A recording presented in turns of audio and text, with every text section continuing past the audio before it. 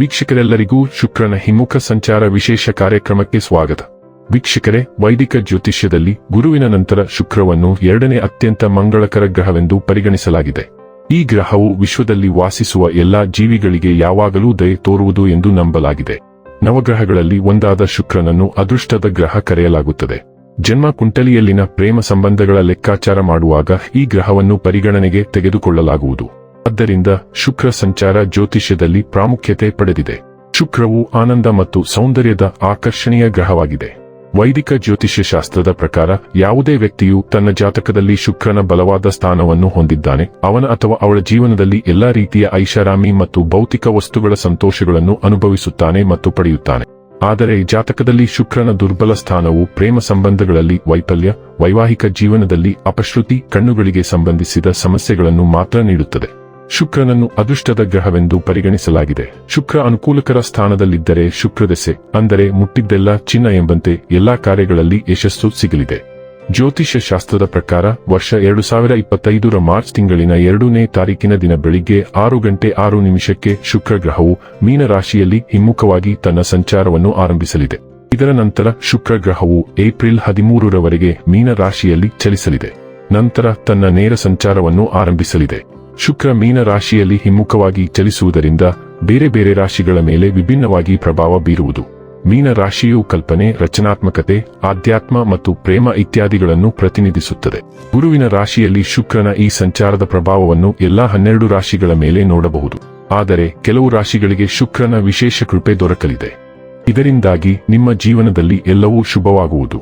ಹಾಗಾದರೆ ಬನ್ನಿ, ಇಲ್ಲಿ ಶುಕ್ರನ ಮೀನ ರಾಶಿಯಲ್ಲಿ ಈ ಹಿಮ್ಮುಖ ಸಂಚಾರ ಇಲ್ಲಿ ಪ್ರತ್ಯೇಕವಾಗಿ ಮಕರ ರಾಶಿಯ ಜಾತಕದ ಪಾಲಿಗೆ ಹೇಗೆ ಸಾಬೀತಾಗಲಿದೆ, ಯಾವೆಲ್ಲ ಫಲಗಳು ಇಲ್ಲಿ ನಿಮಗೆ ಲಭಿಸಲಿವೆ ಮತ್ತು ಯಾವ ವಿಷಯವಾಗಿ ಇಲ್ಲಿ ನೀವು ವಿಶೇಷ ಎಚ್ಚರಿಕೆ ಹೊಂದಿರಬೇಕು ಅನ್ನೋದನ್ನ ನೋಡೋಣ. ಎಂದಿನಂತೆ ನಮ್ಮ ವಿನಂತಿ ಎಂದರೆ, ನೀವಿನ್ನೂ ನಮ್ಮ ಚಾನೆಲ್ ಅನ್ನು ಸಬ್ಸ್ಕ್ರೈಬ್ ಮಾಡಿಲ್ಲವೆಂದರೆ ದಯವಿಟ್ಟು ಈಗಲೇ ನಮ್ಮ ಚಾನೆಲ್ ಅನ್ನು ಸಬ್ಸ್ಕ್ರೈಬ್ ಮಾಡಿ. ಹಾಗೆ ನಿರಂತರ ವಿಡಿಯೋ ಅಪ್ಡೇಟ್ಸ್ಗಳಿಗಾಗಿ ತಪ್ಪದೇ ಪಕ್ಕದ ಬೆಲ್ ಐಕಾನ್ ಬಟನ್ ಕೂಡ ಕ್ಲಿಕ್ ಮಾಡಿ. ವಂಶ ಪಾರಂಪರ್ಯ ಜ್ಯೋತಿಷ್ಯರು ನಂಬರ್ 1 ವಶೀಕರಣ ಸ್ಪೆಷಲಿಸ್ಟ್. ವಿದ್ಯೆ, ಉದ್ಯೋಗ, ಮದುವೆ, ಹಣಕಾಸಿನ ಸಮಸ್ಯೆ, ವ್ಯಾಪಾರ, ಆರೋಗ್ಯ ಸಮಸ್ಯೆಗಳಿಗೆ ಫೋನಿನ ಮೂಲಕ ಪರಿಹಾರ. ಇಂದೇ ಕರೆ ಮಾಡಿ. ವೀಕ್ಷಕರೇ, ಶುಕ್ರ ಗ್ರಹವು ಮಕರ ರಾಶಿಯ 3ನೇ ಮನೆಯಲ್ಲಿ ಹಿಮ್ಮುಖವಾಗಿ ಚಲಿಸಲಿದೆ. ಜಾತಕದ 3ನೇ ಮನೆಯ ಸಂಬಂಧ ನಿಮ್ಮ ಪರಾಕ್ರಮ, ಸಹೋದರ, ಸಹೋದರಿ ಮತ್ತು ಯಶಸ್ಸಿನೊಂದಿಗೆ ಇರುವುದು. ಶುಕ್ರ ಗ್ರಹದ ಸಂಚಾರದ ಪ್ರಭಾವದಿಂದಾಗಿ ನಿಮಗೆ ಸಹೋದರ, ಸಹೋದರಿಯರ ಸಂಪೂರ್ಣ ಬೆಂಬಲ ದೊರಕಲಿದೆ. ಹಾಗಾಗಿ ಈ ಅವಧಿಯಲ್ಲಿ ನಿಮಗೆ ತೀರ್ಥಯಾತ್ರೆಗೆ ಪ್ರಯಾಣಿಸುವ ಯೋಗ ಕೂಡಿ ಬರುವುದು. ಜೊತೆಗೆ ಶುಕ್ರನಿಂದ ಶುಭ ಫಲಗಳ ಪ್ರಾಪ್ತಿಯಾಗಲಿದೆ. ಈ ಅವಧಿಯು ನಿಮಗೆ ಸಾಕಷ್ಟು ಅದೃಷ್ಟಶಾಲಿಯಾಗಿರಲಿದೆ.